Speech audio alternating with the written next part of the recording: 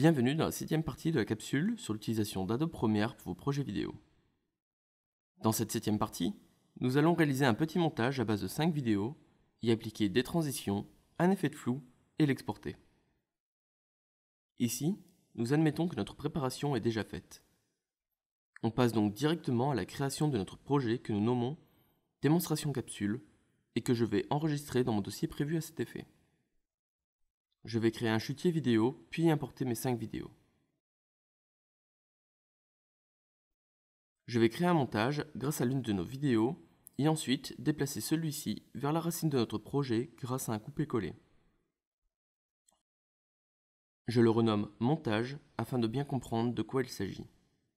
Je vais ensuite double-cliquer dessus pour l'ouvrir. Ici, je vais admettre que nous n'avons pas de piste audio enregistrée en amont. Je vais donc en créer une directement sur le montage.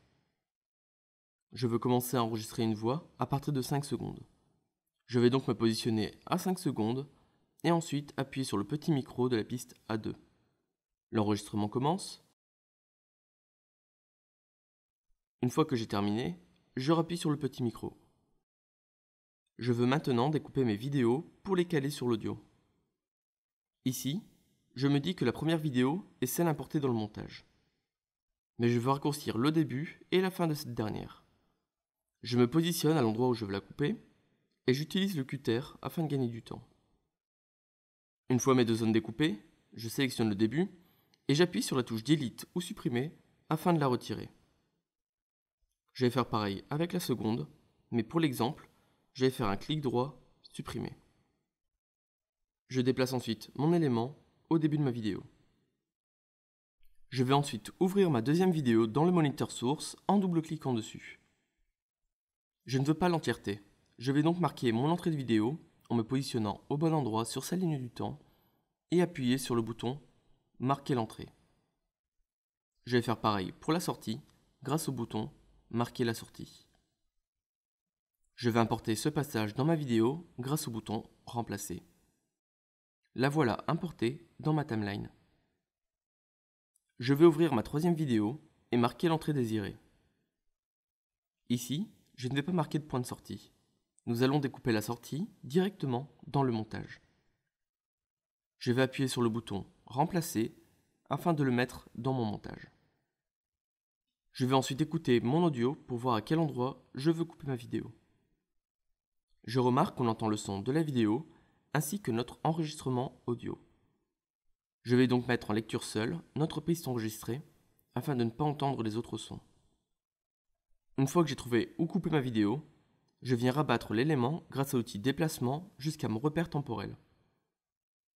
Notez que j'aurais très bien pu utiliser le cutter pour me faciliter la vie. Mais ici, je me suis contenté de rabattre la vidéo pour l'exemple. Je vais importer ma 4e et ma 5e vidéo en utilisant les mêmes procédés. Mes vidéos étant placées de la manière que je souhaitais, je peux appliquer mes corrections de couleurs.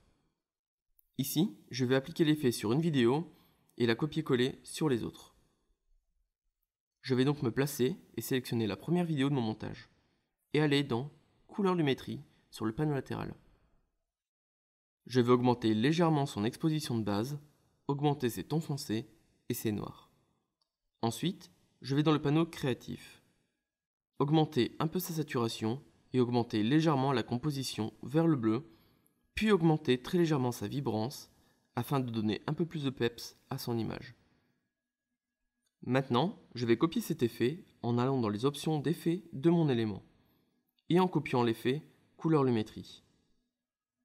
Je vais ensuite sélectionner mes 4 autres vidéos et coller mon effet avec un CTRL-V ou commande V. J'aimerais ensuite ajouter un fondu au noir en début et en fin de vidéo.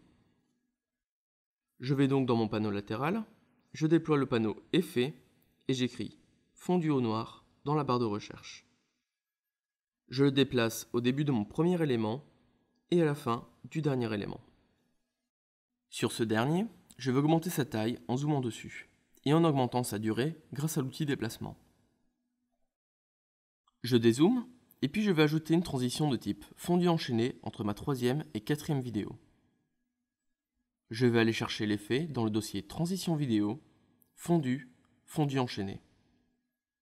Je le déplace entre la troisième et la quatrième vidéo, puis je visionne pour voir si l'effet me convient. Ici, la durée me plaît. Je vais donc la laisser ainsi. Je vais ensuite mettre mon deuxième élément en flou afin de rajouter un texte par au-dessus. Je vais commencer par chercher l'effet flou gaussien et l'appliquer sur la deuxième vidéo. Une fois fait, je vais augmenter son intensité à 60. Je vais ensuite prendre mon outil texte et écrire en cliquant sur mon moniteur principal. Je vais augmenter légèrement sa taille en allant dans le panneau d'options d'effets.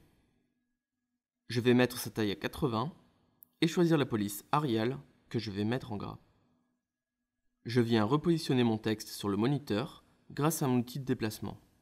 Et puis je vais lui appliquer une ombre afin qu'il ressorte mieux du fond. Je coche donc la case pour activer l'ombre, je laisse son opacité à 100% et je mets sa distance à 10 pixels avec un lissage à 90. Je remarque que l'ombre est un peu trop forte. Je décide donc de la réduire à 70%. Il ne me reste plus qu'à faire correspondre mon entrée et ma sortie du calque texte sur mon deuxième élément. Pour cela, je vais zoomer sur mon montage et déplacer mon entrée du calque texte sur l'entrée de ma vidéo. Je fais pareil pour la sortie de mon calque. Je vais faire apparaître le texte en fondu. Pour cela, je recherche ma transition fondu enchaîné et je le déplace à l'entrée de mon calque. Mon montage étant terminé, je vais passer à son exportation. Pour ce faire, je vérifie que j'ai bien mon interface de la timeline de sélectionner en cliquant dessus. Puis je vais dans Fichier, Exporter, Média. Pour le format, je choisis H264. Je choisis son nom de sortie et je le place dans un dossier que je nomme Export. Je vérifie que mon exportation vidéo et audio auront bien lieu et je clique sur Exporter. La vidéo étant exportée, je n'ai plus qu'à la regarder pour vérifier que tout est correct et effectuer d'éventuels changements. Vous êtes désormais apte à créer de petits montages vidéo très facilement grâce à quelques outils faciles à prendre en main. N'oubliez pas que la technique s'acquiert grâce à la pratique. À bientôt!